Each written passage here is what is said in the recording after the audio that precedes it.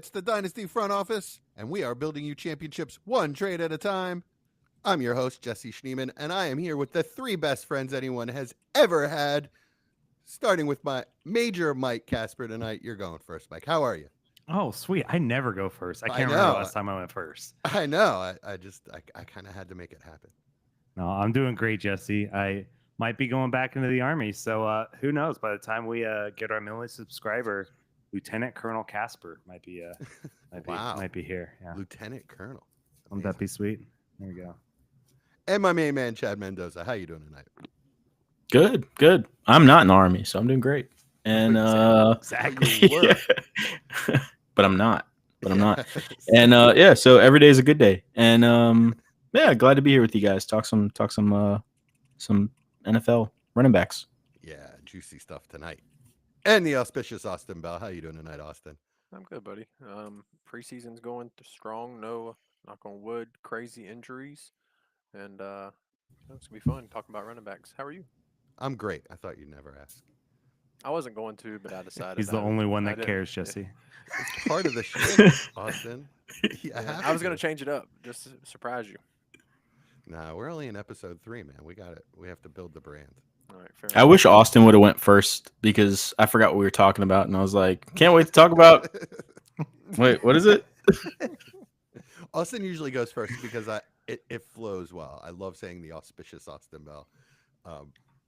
Major Mike Casper doesn't just flow out of the intro as well. That's why I usually don't go first. It's not that I don't love you, Mike. You know I Yeah, I know. Whatever. do.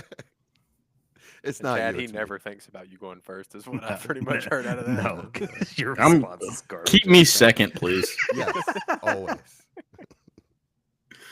All right. So tonight we have the trade banger of the week, as usual.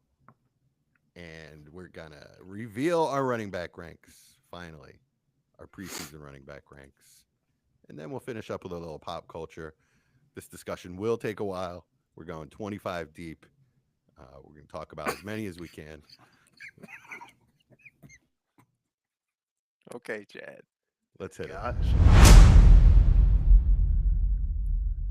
All right, trade banger of the week, Austin. You got me covered. Yeah, man, I got it. I'm ready to go. It's a 12-team Superflex 0.5 premium. Team 1 receives Nico Collins, Chris Olave, and a 26th third. Team 2 receives Lad McConkey and Caleb Johnson. All right, Mike, let's start with you. Yeah, I'm a big fan of the team one side.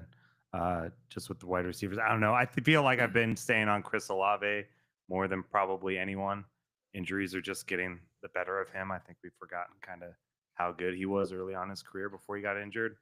Plus Nico with an elite wide receiver, number 1 there. I like both sides. Definitely fair trade. But yeah, give me the wide receivers on there. Almost wish it was a second instead of a third, but I'll take it. I'll take the receivers. Chad, your thoughts?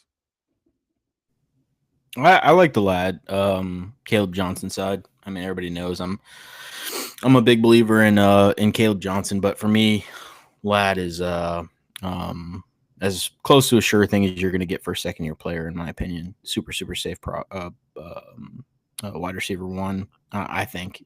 So I like that side. I like the youth in it, and then also Nico.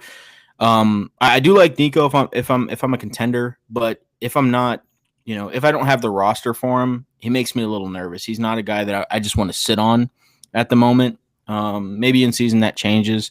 He's able to stay, healthy for a full season. We see CJ Stroud come back to form. Maybe that changes, but at the moment, he's just not a guy I'm really ready to sit on. Yeah, I'm with you. I like the lad side. I'm pretty big on Caleb Johnson. I've gotten myself quite a few later shares of him, and I'm just going to ride him, even if he doesn't start the year as the 80% back. I think at some point he gets there. Jalen Warren's a good complimentary back, but that's about it. Austin, what do you think? I was hoping one of y'all would sell me strongly one way. I think I'll take the lad side with the upside, hoping Caleb becomes a RB1. Olave just scares me for Dynasty. He has a good path to become an extreme value gain over the next 12 months, assuming he can stay healthy. And I mean, to be honest, I think Nico has as good a shot as almost anyone to be the wide receiver one this coming season. So it's hard not to want to pick that side, but Olave just feels so scary because if, heaven forbid, he gets another head injury, I mean, we're going to be talking about, is he worth a second? And the two guys on the other side with Lad and Caleb, I mean, outside of Caleb just, you know, full dumpster fire year one, those guys should be pretty insulated with also having, pretty high ceilings. Both young. Nico going on 27 gives me a little bit of pause because he hasn't hit that top 5 receiver ceiling. Is he going to be too old even if he comes to produce to ever hit that ceiling? So there's just a little bit more risk over there. As a pure contender, I would be a little bit more interested in the Nico side because I think those two guys could give you big numbers barring health. But in a dynasty vacuum, I'll take Lad and Caleb. Yeah, the difference between Lad and Nico is not enough for me. So really, the difference between Olave and Caleb is what sells the trade for me. Olave is too scary, and his current value just is not where Caleb is. I'll borrow a phrase from our old pal Memphis. Caleb's the new hotness. Olave is the old kind of beaten up, um, sort of drug around the backyard a little bit. You could polish him up, and he could be your favorite toy again. But I'll take the guy. Like I said, I'll take the new hotness. Running backs are hard to find. Um, I know you guys fade running backs. We'll talk about this a little later when we talk about our full running back conversation. But yeah, over a player that is as risky as Olave and carries as little value as he does, I'll take the mid first running back. I like it. All right, guys, we're ready to just roll right in the rankings. Let's just do it. Mike, since you were introduced first, let's hear your first 5 running backs. First 5 running backs. So for tier 1, I have Bijan Robinson and Jahmyr Gibbs. Tier 2 at 3 is Ashton Genty. And then tier 3 at Devon Achane and Brees Hall for my top 5. All right, Chad, let's hear your top 5. Yeah, my top 5: Jahmyr Gibbs, Brian Robinson, Ashton Genty, Martin Hampton, and then Bucky Irving. Okay, you did mean Bijan Robinson. Oh yeah, sorry, Bijan Robinson. Who did I say? Brian. Said Brian. Yeah, Maybe well, with the Bold trade take. rumors. maybe Yeah, there you maybe go. it's his year. Maybe it's his year. Who knows? Yeah. Austin. 1, I have Bijan. 2, Jahmyr Gibbs. 3, Genty. 4, Achane, and 5, Bucky Irving. All right. Let's freeze there and talk a little bit. I think, all right, so we have 2, you guys have Achane at 4. 2, you guys have Bucky Irving at 5. No problems with the size. Why would I have problems? Are you scared about Gibbs? Yeah. Because they're within 5 pounds of each other and like an inch of each other. Like they're literally the same size player. Okay. Mike, answer me a Yes. question about Achane. All right, was his production last year a product of a broken Dolphins offense where Tua was out? As soon as Tua went out, they didn't trust their quarterback, so everything was a dump off to Achane and Johnny Smith. I don't think his production was clearly better with Tua there than when Tua wasn't there. So yeah, I mean, as a product of an offense as a whole, right? If you don't have a quality caliber starting quarterback that can at least get the ball out, like the whole offense just goes with it, which is what we saw last year when Tua was gone. So yeah, he's super dependent on a decent quarterback being back there, but I don't think it was because of Tua being gone they looked better, because he was remarkably worse with Tua not there. I think the real question is Achane's success predicated on Tua's noodle arm? Because probably so. Yes, which I would say yes. Yeah, I'm not going to trust. I'm not going to trust. I'm not going to trust Zach Wilson when Tua gets injured this season, more than likely. But I mean, you can't argue that Achane's been elite when Tua's been healthy. I just had to take the shot, Jesse. Ouch. Yeah, really. Like catching strays here. All right, Austin, you also have A Chain at 4. Um, Yeah. is it sustainable? You know, is what we saw with Tua last year what we're going to see this year? Is that what we're going to see going Well, I mean, I forward? hope not. I hope we see a much better Tua this year. That would help the entire offense, including A Chain. Yeah, when I he don't know if came you back, remember his rookie year, he was still just as dominant with the offense clicking. So there's no reason to think if the offense can't click, he also won't be dominant just as we expected. I mean, he was probably better his rookie year in efficiency terms. It's just last year he got a lot more touches because they didn't have anything else. yeah, So that's I what think to that's me it shows that he has the ability to do either. He's a player that can use 12 touches and still get you 28 points. Or if they have to, he can lean on them for a couple weeks at 20 touches a game and still get you 20 points.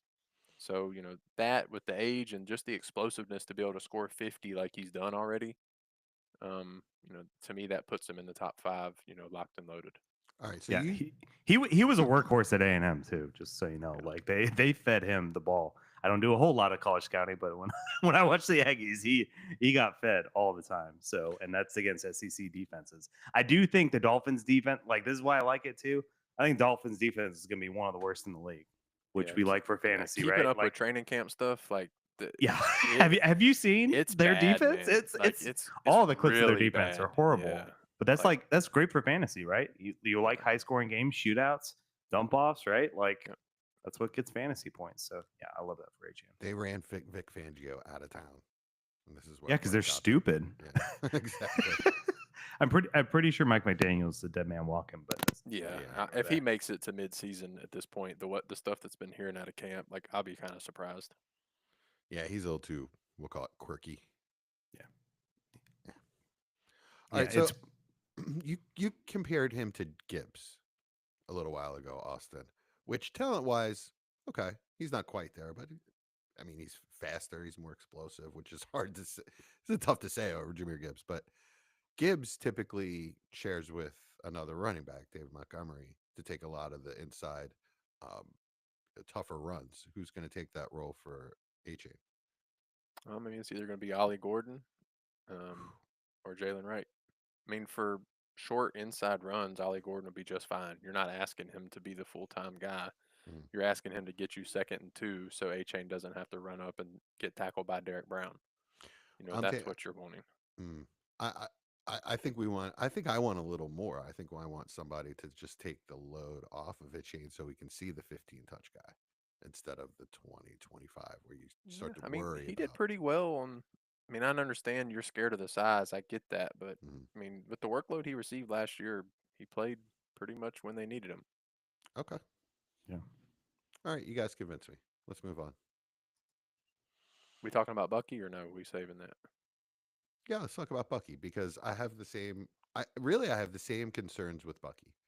Um, I have I have the same concerns, except that I also have the concern that Rashad White's not going anywhere, and he's a great third down back. He's a really good He pass is protector hurt. and catcher. Yeah, He's he's hurt already right hurt. now. Is he hurt? How bad? That's Yeah. why I moved Bucky up a little bit. Yeah. Okay. So Um, not done. yeah, not enough. Let's go ahead and get that out the way here. I know you're fine with that. Yeah. With Bucky, the size concerns are there, but there's also the sample size. So Achane has a real resume behind him. I could definitely get behind him before Bucky. I think. Sell me on Bucky Irving just taking the full workload, beating like relegating Rashad White once he's healthy and Sean Tucker. All right, well, let me start by saying the reason I would have Bucky at 5 is because the running back landscape sucks. So if we had, let's say Jonathan Taylor, Kyron, Chase Brown, Kenneth Walker, if these guys were younger and or consistently healthy, they'd be much more likely to be in that top 5 discussion. But all of them are borderline 25 or older, or have shown consistent injury issues. Chase Brown, Yeah. both of those things, either of those things, has he been? I don't remember him being hurt. Well, he doesn't have a contract. That's my scary point right there. Is the offense can change, and I don't think he's a talented enough player to just go to any offense and succeed. But my Okay. point is the reason I have Bucky there is because he's shown more than rookies. So there's your bigger sample size there. And he has shown elite athleticism and explosiveness, which isn't something that uh, many guys in the league can show, which is kind of impressive given his testing in the NFL Combine. Everybody thought that his long speed wasn't there, so he couldn't be explosive. But if you watch the tape in college, it showed that. So to me, had the third most explosive runs in the league, and as you've said, he didn't have much of a sample size. So that's a pretty big statement. Um, Great in the receiving game. So if Rashad White does miss time, or even if he doesn't, he's going to get the ball. He's the best running back in the room. I'm the pro Rashad White guy out of us, but he's not as good as Bucky, and that's fine. Bucky doesn't need 30 touches, just like A Chain. Let him get to that 12 to 16 touches a game, and that's all I'm going to need, and I'm going to average 15 points a game easy. Anything to add, Chad? No, I think that sums it up pretty well. Like I Right, said, I mean, I like Austin was saying, I like Bucky around that 15 touch mark anyway. So 15 20 is good for me. Okay. All right, let's move to our next 5. Mike, who you got? All right. I've got Omarion Hampton at 6, Saquon Barkley 7, and then in tier 4, Travion Henderson and Jonathan Taylor at 8 and 9, and Kyron Williams at 10. Chad? I've got HN at 6, Saquon at 7, Brees Hall at 8, Travion Henderson at 9, James Cook at 10. And Austin. At 6, I have Travion Henderson. 7, Omarion Hampton. 8, Brees Hall. 9, Quinshad Judkins, and 10, Saquon Barkley. All right, let's just start with the elephant in the room. Austin, do you? I understand that you feel that Saquon got too many touches last year. That's probably, I'm guessing that's the basis of your argument of putting him at 10. Do you? My question is, are you afraid with that ranking that you're missing out on another elite season or 2 I mean, of or course, 3, it's a risk. I mean, obviously, it's a risk. We've seen what he did last year. like an all-time Um, season? no, I don't think he'll have that. I'm pretty confident that we're not going to see the same success we saw last year. It'll actually be in our future episode with bold takes. So What's the reason? a 28-year-old running back coming off of 400 touches just doesn't do it. We've seen one example ever, Which and was Adrian Peterson. and Ladanian. Ladanian was not 28; he was 27 his second season. That's The 26, 20.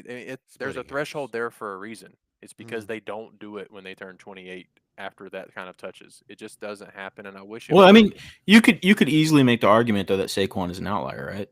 Like Yes. he is one of the best Sure, running back prospects of all time. Like it's sure, not like we're just talking about the average, right? sure. Yeah. Yeah, I mean, absolutely, and I'm not opposed to saying that he can't finish top 3 again this year. That's not my argument.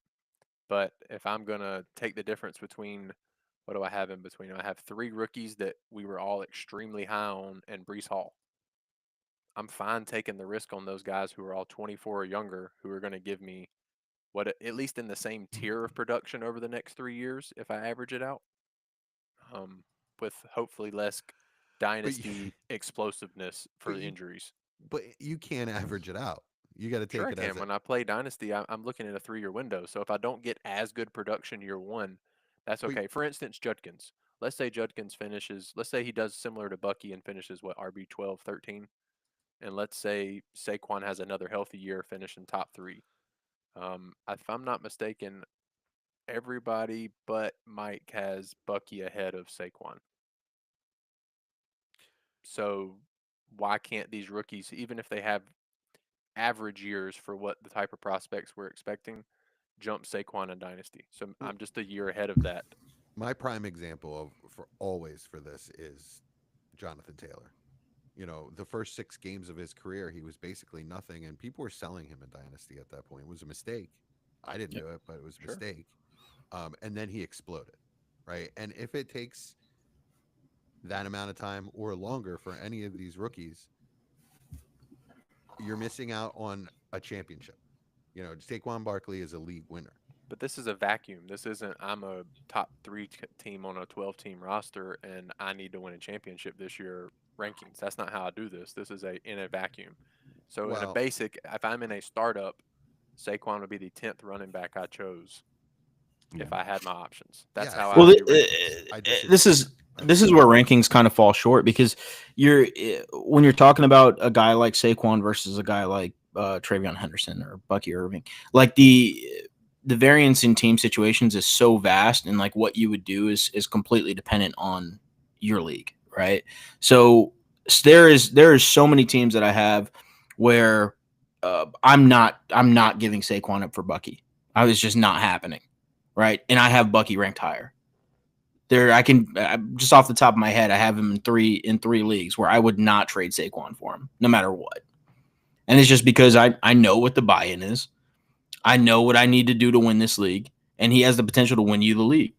So at the end of the day, I like money. I want to win this thing. So that's just what it is. But when we're talking about just rankings and purely looking at, like Austin was saying, a 3-year window or whatever your kind of arbitrary parameters are for these rankings, you can get lost in the weeds a little bit. So it is a little bit more nuanced, right? Yeah, of course. Not just Saquon over, or under this guy.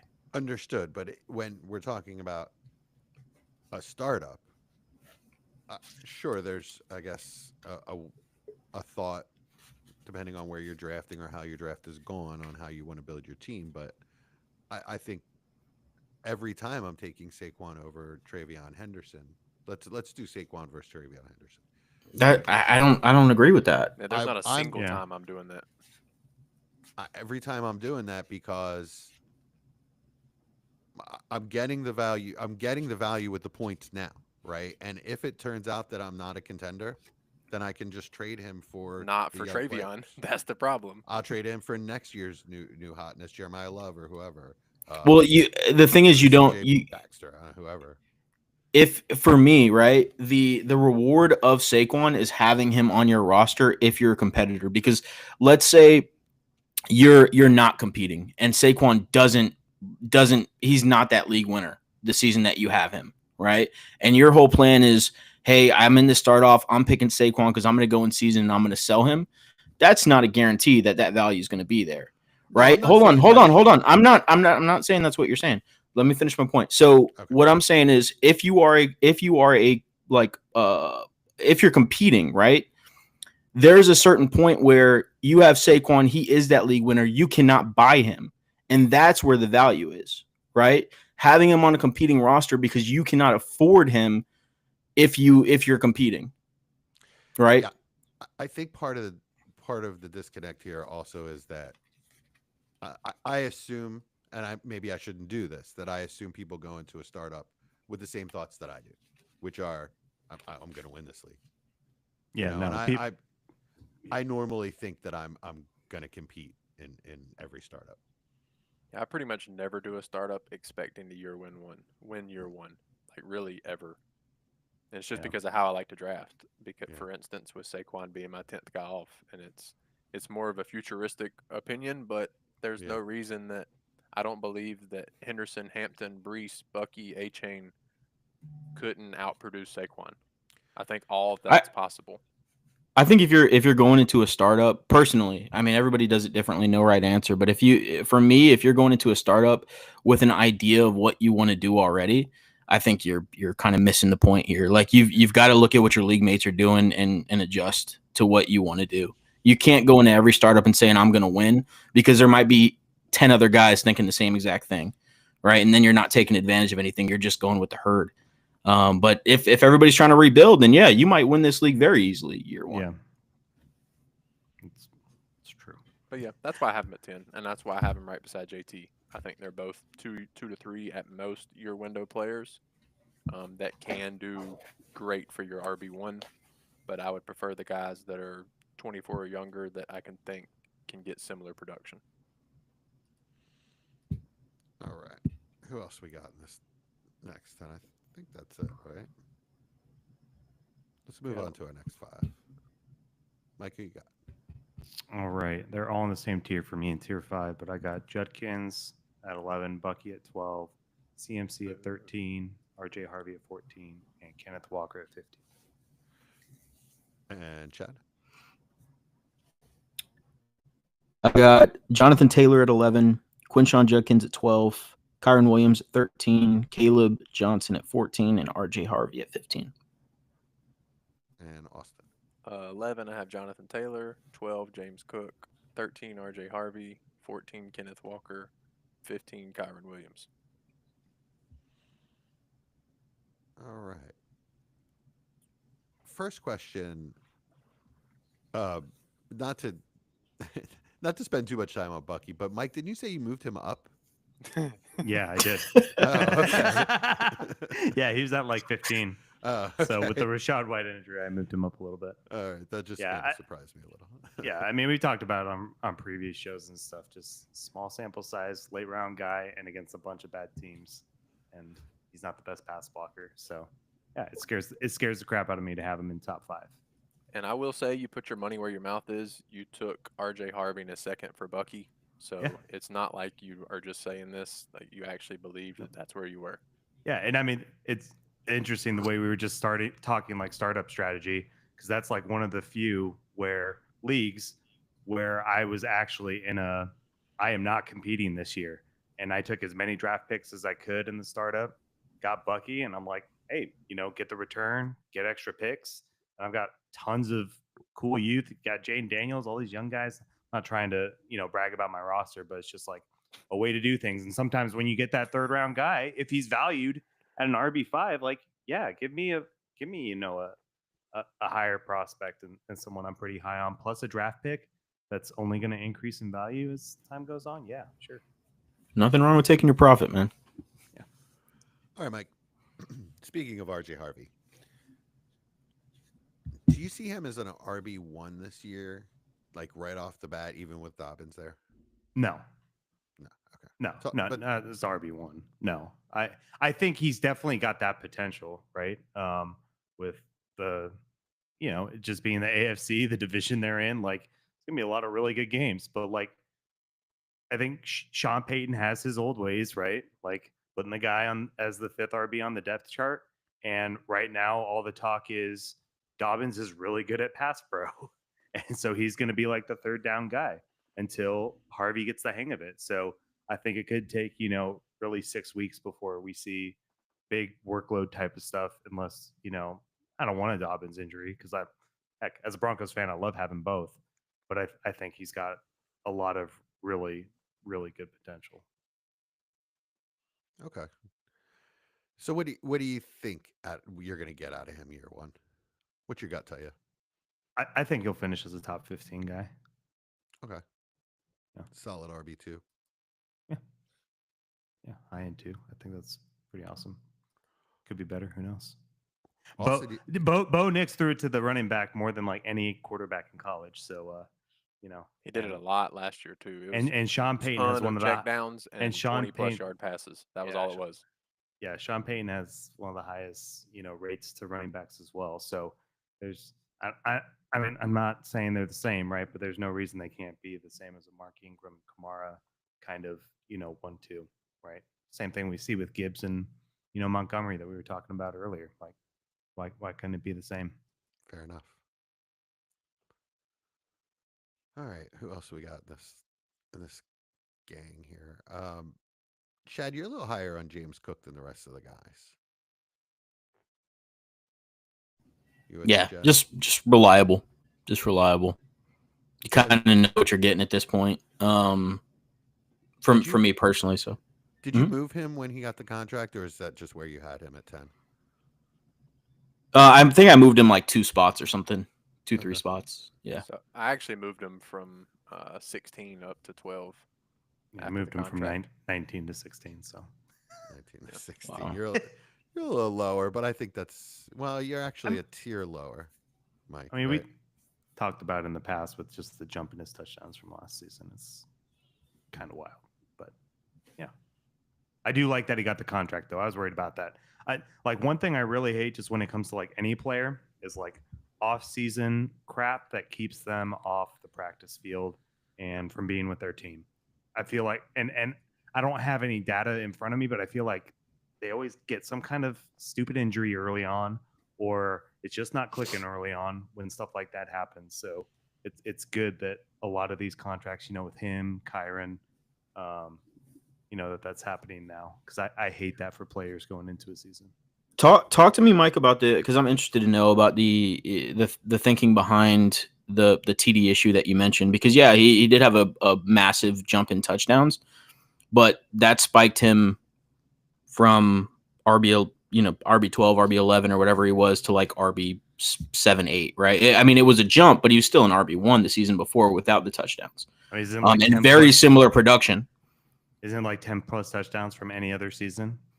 So that means you're banking on. So he didn't improve in the other metrics, right? But he improved in the touchdowns. So, but he's still like he's still an RB1. But he was still an RB1 without the touchdowns. If you're relying on the touchdowns, why are you? What do you mean if you're relying on the touchdowns? Without the touchdowns, he was an RB1. Last season, would he have been? No, the season before he was an RB1. Yeah, 2 seasons ago he was RB11 with like 3 touchdowns or something like that. Yeah, but last season was one of the best running back seasons ever, right? I mean, what's the difference in point scoring though, Chad? Like that's the big issue that I have.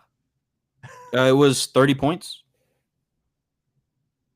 from 10 plus touchdowns. Yeah, he caught a lot. He caught a lot of receptions 2 years ago. They had a lot more dump offs. Yeah, I mean that's what I'm saying is like it's not like we have one season where he's only shown his game needs to be revolved around he has to find the end zone. I'm just saying 2 years of really solid RB1 production. One of them did involve a lot of touchdowns, but he also regressed in passing touchdowns that year as well. So it's one of those where you can make an argument that maybe the touchdowns come down this year, and I think that's probably likely, but that regression doesn't mean that he's going to be RB17, RB18, RB19 in that range. Yeah, I think it's clear that they're going to use him. They're going to focus on him. So they may use him in different ways depending on their opponents and what else they have going in that season, but they are going to focus on him. Yeah, they still don't have a wide receiver 1, so they're going to have to use him a lot. I would argue they don't have a wide receiver. Well, I guess Khalil Shakir is a good wide receiver too. Maybe Keon makes this. Maybe Keon makes the step up. Who knows? Maybe. I pray. I don't know. I know. I don't know either. Where's defenders like a backpack?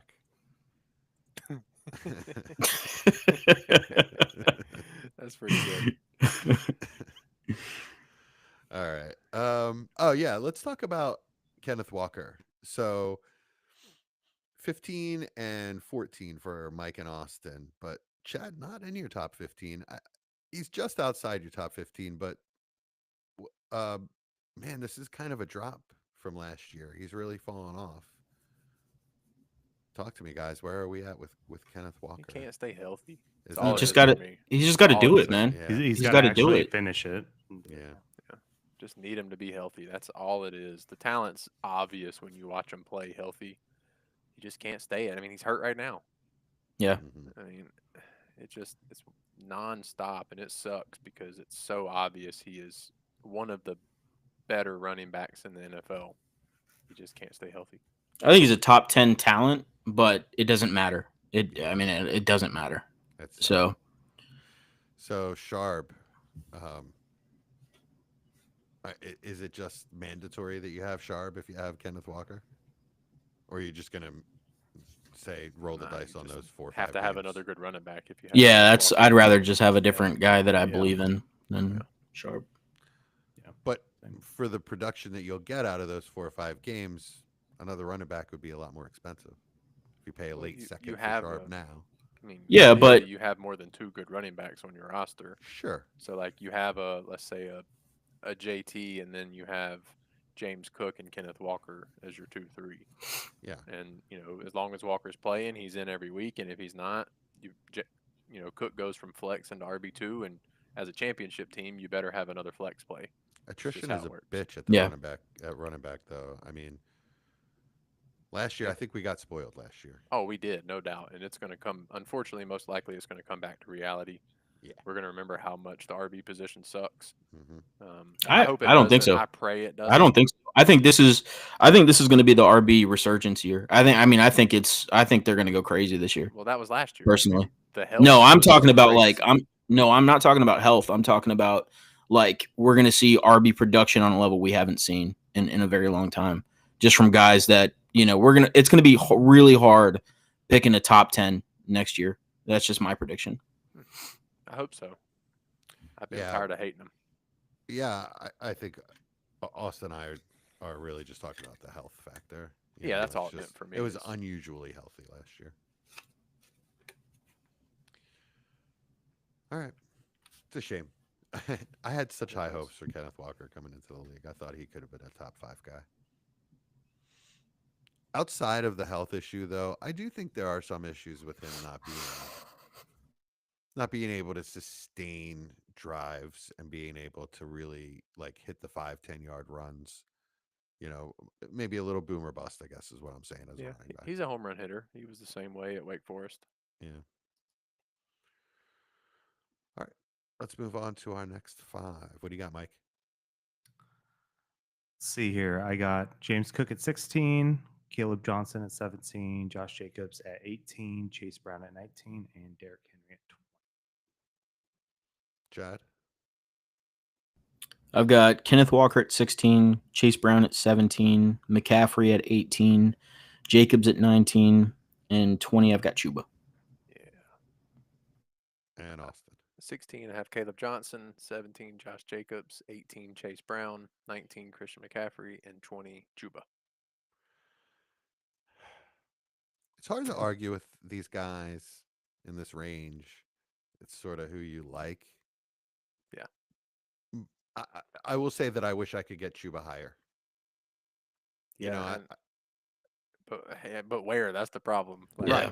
Right. You look at the guys above him, and it's really tough. But talk to me about what production do you expect out of him the next 2 years, Austin? You're going to get low in RB1. You can just see it even at training camps and the one preseason game we've seen. Hear the coach talking about him. I mean, he's a centerpiece for the team. Canales has talked about how he's like the definition of how he wants the Carolina Panthers built. He's one of those first person in, last person out. And I know that sounds cliche, but you can literally look up training camp practices, and every time he's the first person on the field and the last one off the field working on the jugs machine. Coach's So it's candy. it's what they want, and he's going to be abused like that. They paid him a solid contract for what he is, but relatively cheap. It was only $30 million over 4 years total, with 15 guaranteed. So it's basically a 2+2 contract. So these next 2 years, I'm assuming the usage is going to be quite high, and Rico's going to spell him here and there. I'm looking for him on Mike's list. Oh, whoa. 25. Mike, what's your favorite candy? Can't hear you. I love all candy. I have no You love idea. all candy. What's your favorite? I have no idea. I literally love all candy. I'm not even joking, Jesse. Oh, all right. Well, Dave could be- Canales' favorite is Chuba Hubbard. Yeah. I just Okay. want you to consider that when you're ranking Chuba. Okay. That's good. Yeah, having David Montgomery above him is pretty crazy. I'm not And gonna James lie. Conner.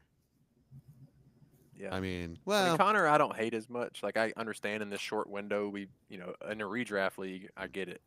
if you're going to have Kamara, then Connor is just as reasonable, I think. Just both old guys that are still pretty Kamara's good. 28. Connor's 30 going on 31. Kamara's only 28? Yeah. I would have guessed like 32. No, he's just Jeez. always been good, so it Yes. feels like he's Yeah. that old. Yeah. I think Chuba's a comfortable RB2, like comfortable RB2. I So agree.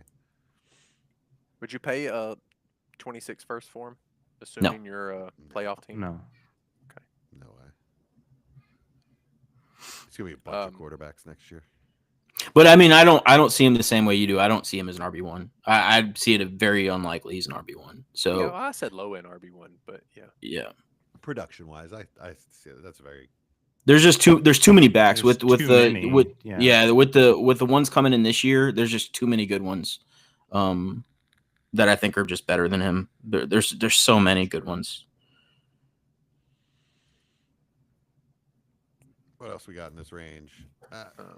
Man, we kind of glossed over the fact that Mike has Christian McCaffrey at 13. Yeah, we did. I was just about to say, Um, when's the last time we uh, talked about Christian McCaffrey? Everybody and else I has feel him. like I know Mike's defended this before, but I I know. I really feel want to like hear I've this. yeah. Well, Well, we did this a couple months ago, but I you know. know, That's why I'm trying to we're- remember. I feel stupid because this episode I haven't been able to defend my takes from, however many episodes ago because I don't have my notes in front of me from that one. But yeah, it was the same thing with Christian McCaffrey. I know it was him finishing as like a top 5 RB pretty much every season he's healthy, right? And that's the main question, is the question of health. Yeah. But when we're talking about some guys behind him that have had injury issues as well, whether it's Kenneth Walker, well, I guess he's probably the only big one with injury issues. Josh Jacobs would be a little bit, but yeah, I mean, and everything's all wheels up for him to just completely crush. So, and I don't think there's any reason that he can't do it for the next 2 to 3 years. I mean, Brees Hall's had his Pending injury health. issues. yeah. Well, Big one's Yeah. what, 5 years younger. Yeah, it's just about the liquidity of the players, right? Like if you're McCaffrey, if he gets injured, it's impossible to move him. Like you're not going to be able to do it. Where Kenneth Walker, if he gets injured, it's going to be catastrophic for him. But I mean, there's still going to be somebody out there that's still betting on how old is he, 24 or something year old Kenneth Walker.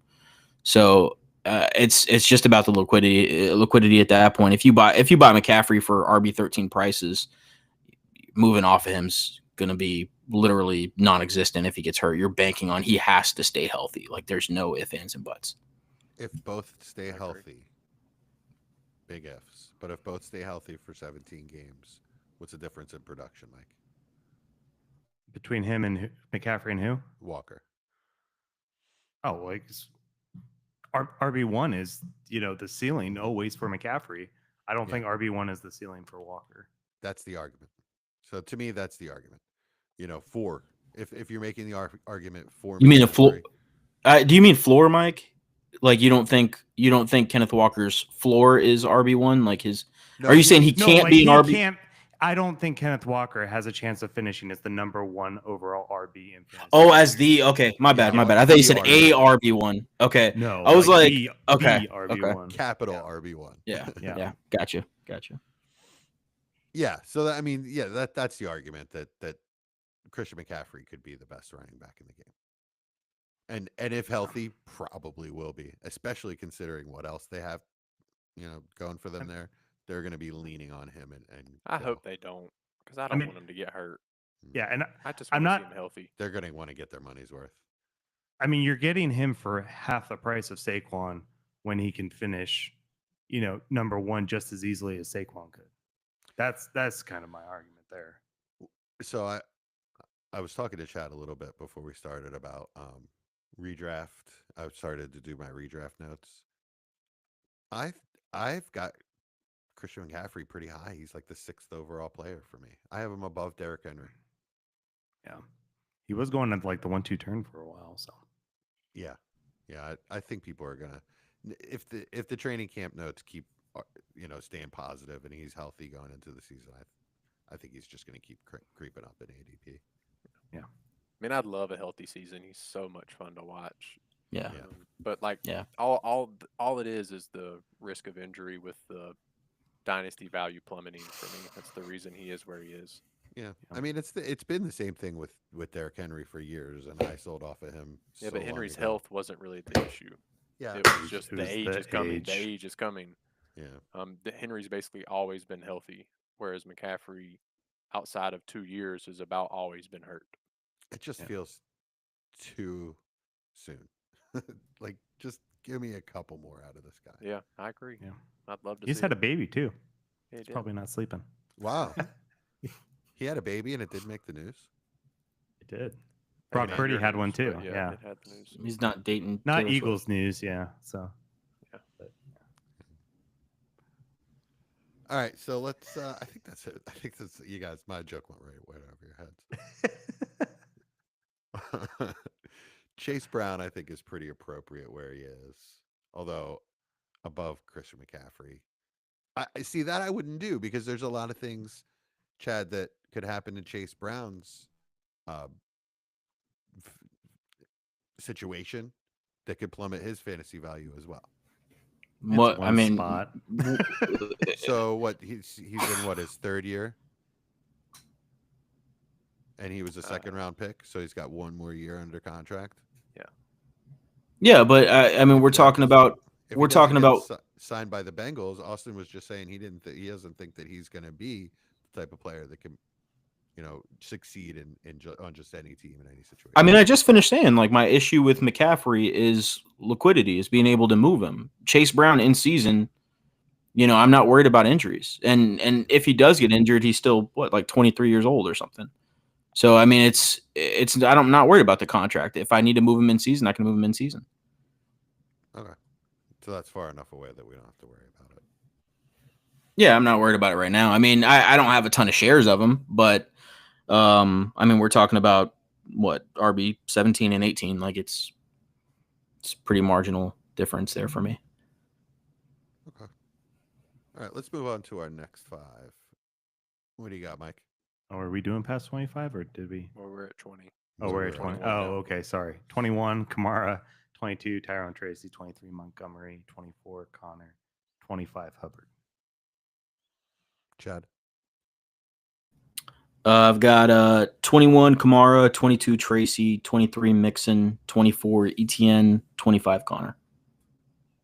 Austin.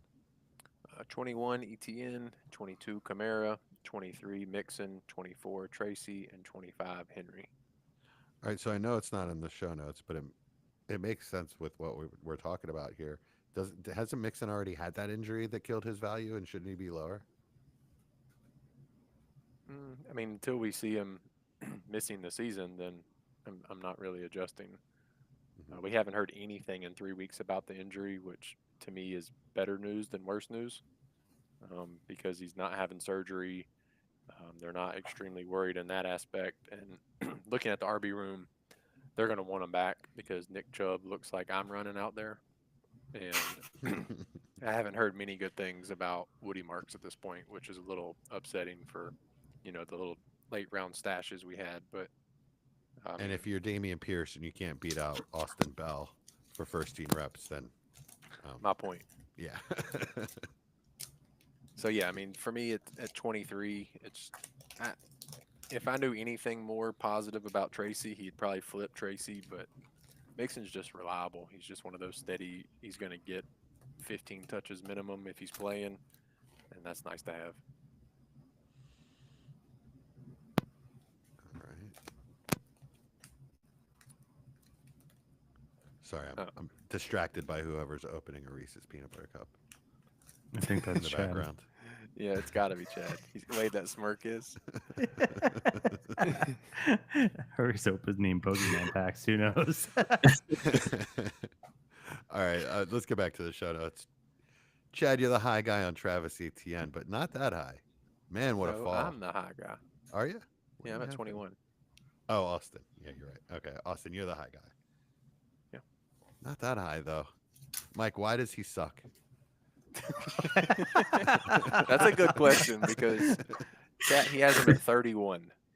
Like the question is, well, he did suck last year. Like that's the He did. That's the fact. Is True. He did suck.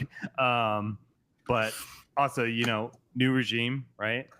Not getting a contract extension, right? So I noticed as I was looking over this, like some of this, I was like, it's really interesting to see where some of the people I have because of contracts and things like that. I don't know. Maybe I rely on that a little bit more for the security of some of the positions that I have as far as it goes for Dynasty instead of some of these guys that haven't secured it. So, yeah, that's one thing I'm really worried about is Etienne. He could be worth nothing by the end of the year, or he could produce as a high-end RB2, low-end RB1, and be the guy in what the heck's his name? I can't think of the head coach of the Jaguars right now. Cohen. Cohen. So he could be the guy, but we don't know that, and he's not his guy. So until they prove it, again, like I got him. Yeah. Oh God. I got him super late in our startup. Y'all remember that, and we all kind of liked that, and I liked it too for the possibility of getting a starting RB that late.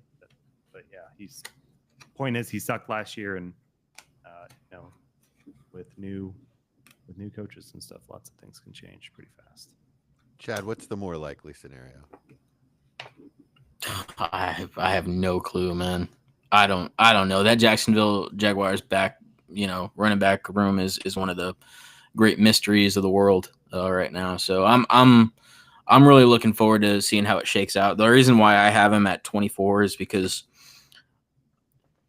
I think he could regain value quickly because people want him to succeed. People are rooting for him. So if he does produce, then we can see a pretty rapid rise in value. Whereas some of these guys that are here, even if they do produce like Pacheco or some of those guys I have around him, they're never really going to get their value back.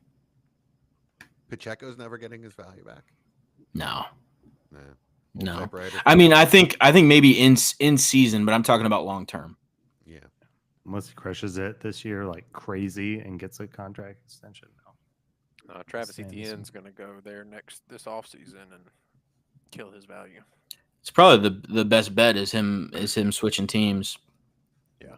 But yeah, with all the backs that they drafted, it doesn't seem like they're not. Yeah. Too bad they're all not any good. But yeah. Well, I don't know. I don't know. One of them looked pretty good in this last preseason game. He had a little wiggle to him. Who? Tootin. I don't pay any attention to the preseason, but he held the ball all the way through to the ground. Yeah, he looks good. He looked really good. He did. Yeah. He does really look good. He does look. I mean, he's a really good running back. He's kind of the opposite of Coach's Candy, though. Like, he seems like the kind of guy that is not going to be where he's supposed to be, and definitely has fumbling issues. Yeah, we'll see what comes out of it. I don't think he's every down back, so I'm not worried about that. Bigsby went from looking like the worst running back in the league his rookie year to an average running back, so we'll see what that happens. But I just feel like Etienne's going to get enough workload there or traded. I mean, I've seen people talk about that.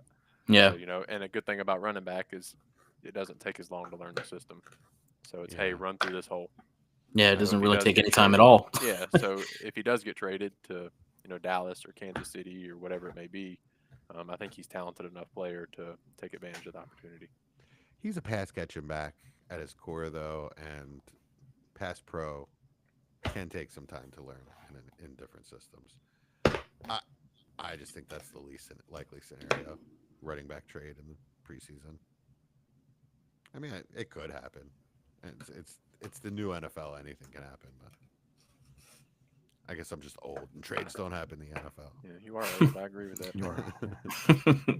We can all agree on that part. Yeah. Nice. Who else we got in this list that we even care about? I'm not gonna lie. Oh, Tracy. Yeah. Oh, go ahead, Mike. No, I was just gonna say I really like Pollard, especially for this year. Yeah, Like, Pollard. That's right. He was like the quietest mid RB2 last year. Like, no one's saying anything crazy about him. He's dropped quite a bit. Even I don't have him ranked that high for Dynasty's sake, but Spears is hurt again. I think Ward's going to be a lot better than people think. Like, if I was a Titans fan, I would be so excited. This is like the least covered number 1 overall pick of any preseason I've ever seen. It's all freaking Shedeur Sanders and Jackson Dart and Cam looked great. Not great, I guess pretty good in his first preseason game, but I feel like just the hype isn't there like it is every other year. Yeah, So that's good. I think it could be a lot better. No. That's good for them. Yeah. No, it's great. So Yeah. That's a bad team, so if you can elevate that, it's going to be good to see. I like Pollard. I've always liked Pollard. I think he's a good back. He deserves to be in the top 25 discussion. I just don't. I guess I'd put him above Montgomery. I guess you could put him above Etienne. They're similar guys, actually. Pollard's just more reliable. Yeah. Let's talk Tyrone Tracy. It's a really interesting name to me because he could finish anywhere from a high-end RB2 to losing his job. I think he could finish as an RB1. I mean, if he can, Chuba Hubbard can. I'm just going to be honest with that statement. Otherwise, I think they're both RB2s. Tracy gives you a lot more pass catching. Ooh, we gotta Yeah. have a bet between. That's my you thing, who too. Finishes higher. So with Tracy, they keep saying that they want to use him as of a passing back this offseason. And there's even quotes of them saying like he can play wide receiver. Like he can play wide receiver. He did. So if Cam Scatterbo can't stay healthy, then I think there's a chance just purely based off volume, that he can finish as an RB1, especially with Russ, how much Russ likes to throw to running backs. So I think it's possible. I don't think it's likely. Obviously have him down at 22 for a reason, because there is the question mark of, hey, can he keep the job the entire year? But I think it's more likely than not that he does. Is there anybody looking more used up and just shoot up and spit out than Cam Scatterby right now? I mean, He's a gamer, man. You got to wait till the game. That's his thing. Yeah. right on. Practice. We talking about practice? He can't even get in there though. Yeah, I he think got used and Arizona. abused. I think Arizona State took a lot out of that young man. Unfortunately. Yeah. We'll see. It's preseason of his rookie year. It's a long time to go. Yeah. Yeah. So I traded.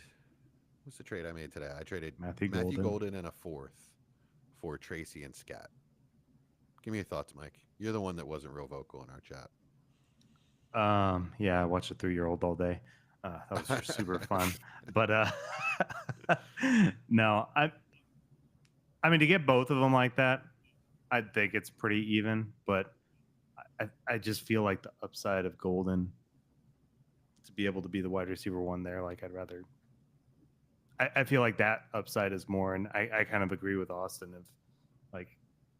If Chuba can't be an RB1, then Tracy, I don't know if he'll be an RB1 either. So, but Golden, heck, he could be a wide receiver one. So, I see him more in the Devontae Smith, T. Higgins range. Love is hurt, so I'm not saying that's going to happen. But I know Chad's higher on Golden. Love will be any other next week. Former Texas receiver. So yeah, it was his offhand too that Love had an issue with it. So this is non-throwing hand. That's good. Just wait. So as the Giants fan, Chad, you seem to not even really like the Tracy side. Well, I'm just not high on Scatterbo. Already injury I mean, it's just the injuries already. And it being a hamstring, no less. So for me, I'm just saying I'd rather have Golden than Tracy at this point, just because the uncertainty there. Golden has a first-round pick backing him up right now. He's gonna be afforded a little bit of time.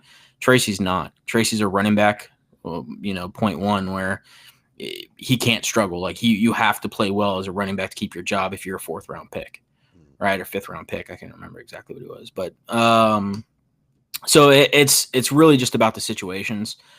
Talent-wise, I think the world of Tracy. I think he's an exceedingly talented player, who's just getting started at the running back position. So I think he's going to be better, get better. He's got to fix the fumbling issues, but all of those kind of points where you're just not sure of how it's going to look, or how it's going to come together, and that counts for Scatterbo too, with him being back there.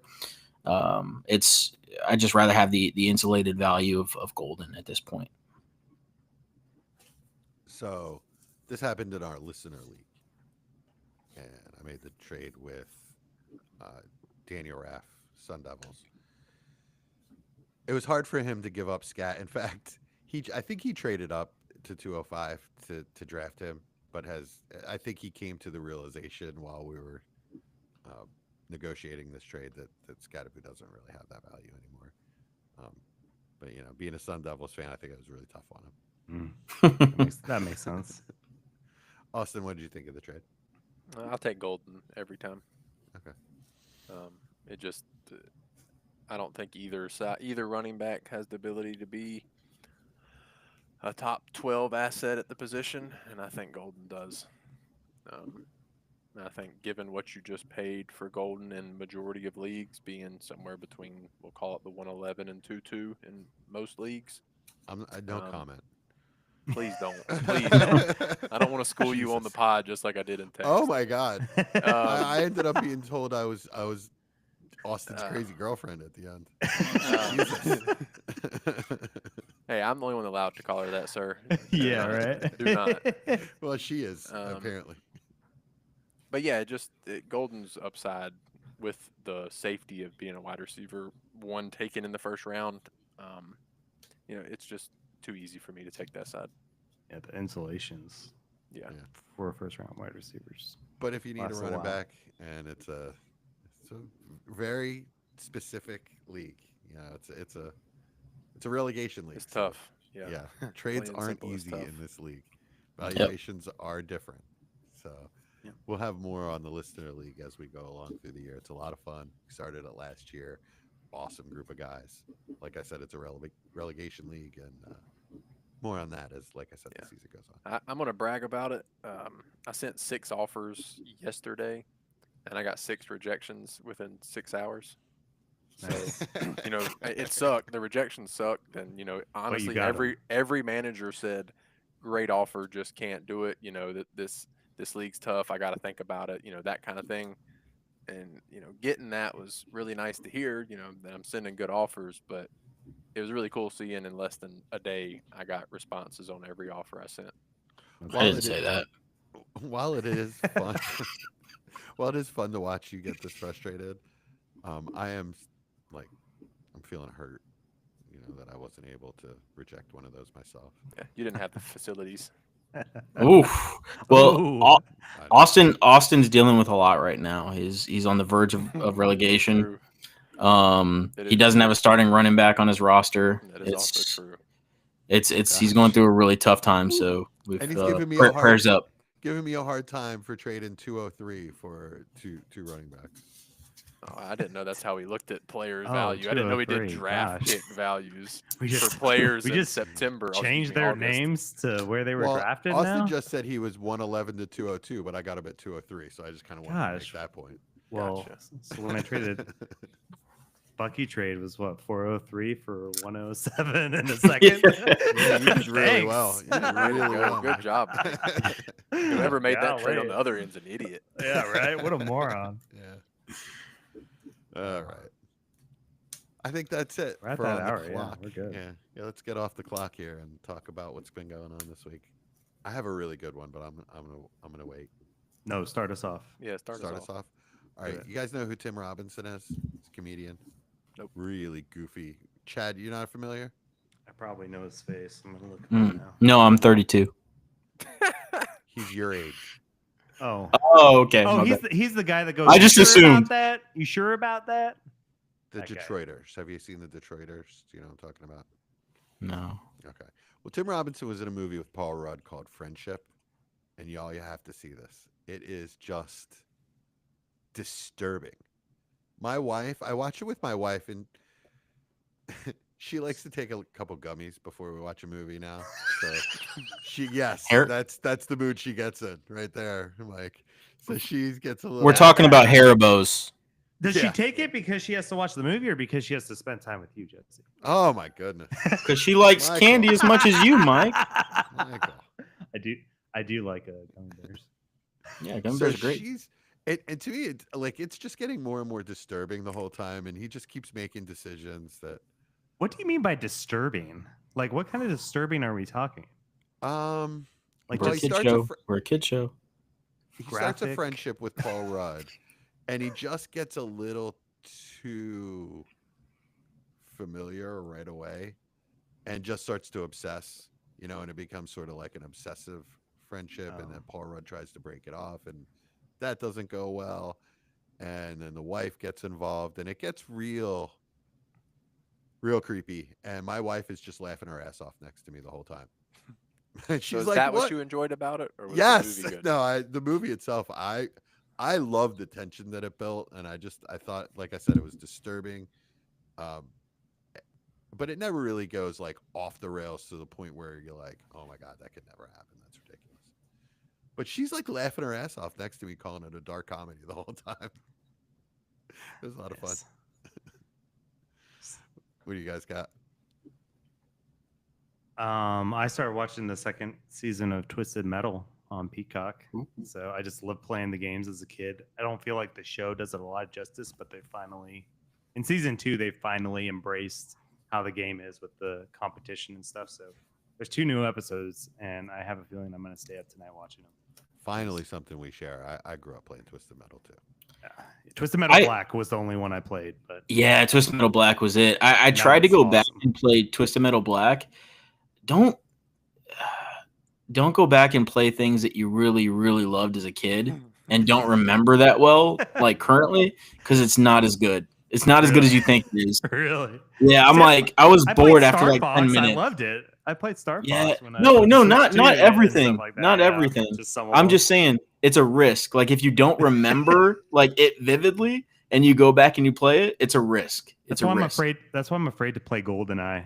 I don't want my childhood tarnished. I don't want any of it tarnished. GoldenEye's so good. That's how I feel about Castlevania.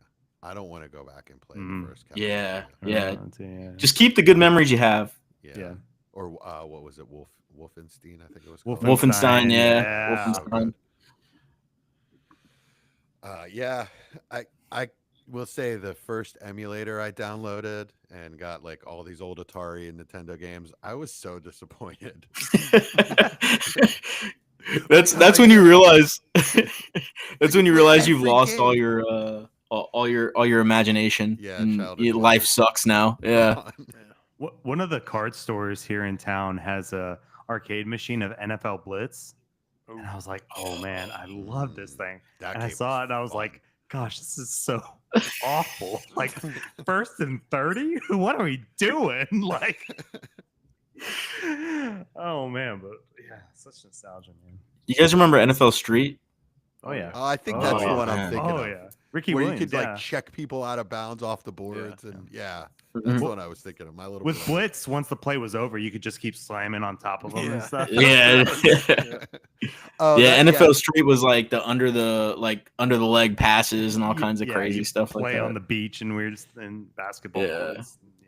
Yeah, there was a baseball version of Blitz, I think, too, where you could like literally like punch the second baseman. It was really bad. It's called baseball. What was that called? I remember playing that. I don't remember, but it was bad. I did not play that one. I don't know. I played both the streets, NBA and NFL, but I mean, if we're talking about classic, that type of game, it's NBA Jams all day. Oh, NBA Jams is good. Oh, Slugfest. I do remember that game. I do remember that game. I played that so much. It was so bad. That was awesome. Slugfest. It says 2003 chaotic masterpiece. Wow. Wow. Who calls their own creation a masterpiece? Like, on the box. On the box. Oh my gosh. That's some good self. I did play a lot of that. I respect it. That's what we should name this episode. Just a masterpiece. Masterpiece of running back rankings. The masterpiece. Trust us. Did you guys hear about the War of the Worlds on Prime? No. It's got Ice Cube in it. I had no idea they even redid it, but it's got a 3% on Rotten Tomatoes. Oh shit, that spaceship's big.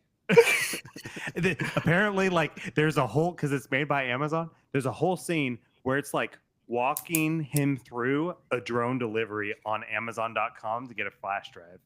And it's like, all right, now add it to your cart here. Now click here. I haven't watched it, but I like read about it. And it's like they're literally talking through a commercial for Amazon Prime drone delivery. And I was like, you've got to be kidding me. That sounds amazing. The last movie, like, holy smokes. The last movie I watched with Ice Cube, he was trying to go on vacation, and he didn't want to make any stops, but the kids really did, and they were in the back seat and kept asking him when they were going to get there. Oh no! And so now to know that he stepped his game up to War of the Worlds, I'm excited. Hey, Are We There Yet's a good ass movie. That is a good movie. The last movie I saw with Ice Cube, he was somehow in the Amazon on a boat with some big ass snakes. And that's Samuel Jackson. No, that's in a plane. That's on a plane. This is on the Amazon River. I thought it was Snakes on a Plane too. Angelina Jolie's father was there, and he was Brazilian somehow. Did you not watch Jump Street, John Voight. Jesse? Huh? You never watched 21 Jump Street? 21 Jump Street? I have. Why? Well, because that's got Ice Cube, and it's like he's good at that. Oh, okay. I guess that's not Anaconda is Exactly. not the last one that I saw, but it was the worst. I'm not gonna watch that. I don't like snakes enough to watch that. Oh, snakes are great. It Yeah, from a screams. It distance. makes the snake makes a screaming noise. That's my favorite part. All right, Austin. Anything good? Me and Hannah have been finishing up this movie called show called Hightown. I talked about it a couple weeks ago. We got like 2 episodes left. It's about some northern city. I forgot what it's, P-Town or something like that. But it's pretty cool. It's about a cop that can't stay sober, and the life is crazy, but it's an enjoyable show. It's entertaining. P-Town, like Providence Town. Yeah, Oh, it's Okay. based out of that okay. Cape Cod That's a area. alternative lifestyle hotspot. It is, yeah. Yeah, that's part of it. And Okay. it's pretty crazy. It's interesting, and it's got some cartel stuff, and I don't know, it's just one of those tense action shows we like. Sounds like Ozark. Kind of similar, yeah. Yeah, kind of similar. Nice. How about you, Chad? I'm rewatching. You guys seen that show Mindhunter on Netflix? Yeah. Yes. Yeah. Really good one. Yeah, I'm So rewatching good. it. It's amazing. And I forgot, like, it's one of those weird shows where, like, I just remember it being amazing, but I couldn't tell you anything that happened. It's just been that long since I watched it, so I'm rewatching it, and I'm like, oh yeah, that happened. Oh yeah, that happened. So it's pretty good. The lady counselor that they bring in and start working with, the FBI agents start working with, Yeah. they get her really wrong. Like in real life, I saw a documentary on her, and like in the show, they make her like this like hot model that is hiding that she's gay from the FBI, and like it's all this whole tense thing. She's in real life, she's just a normal lady married with kids. Really super smart though. I like the one in the show. Yeah. Yeah, I was gonna say that show sounds a lot better. No, I it sounds like they made the right decision. watch the So, watch the documentary though. If you like the show, watch the documentary. It's really yeah. good. They go a lot more Sometimes- in depth. Sometimes I'll watch a movie that's like, based on a true story or whatever. And then you go after the movie's done, and of course, like, you look up the real thing and you see like some YouTube videos on the real people and stuff, and you're like, thank God they changed this Yeah. up, because like it's never nearly as good as the movie. And when they don't change it up, you're like, God, I wish they would have Yeah. made this somebody better. Like, why couldn't Brad Pitt play this role? Why Right? couldn't we get this guy? Denzel Washington could have been great here. Yes, yes, he's great in everything. Yeah, like, guy's not even black. I'm like, bring Denzel Washington in. Like, Please. let's just redo everything. Let's get Marky Mark up in here. Yeah. Like in the movies Major League and Major League 2, Oh my God, amazing. where they replaced Wesley Snipes with Yeah. who is it, Omar Epps, Mhm. and it played the same character, not a different player, not another player with a similar name, the same player, as Mays if we Hayes. would not notice. Like Aunt Viv. Oh yeah, on She killed it Fresh too. Prince. Yeah, Yeah. she did. But so did Omar Epps. Omar Epps is really good in it too. Yeah, he was good. Yeah. All right, I can't hate it. Anything else, guys? No, that's it, man. So, Go. Powered by Riverside. No, powered by the front office. I still think we need to beep that out or something.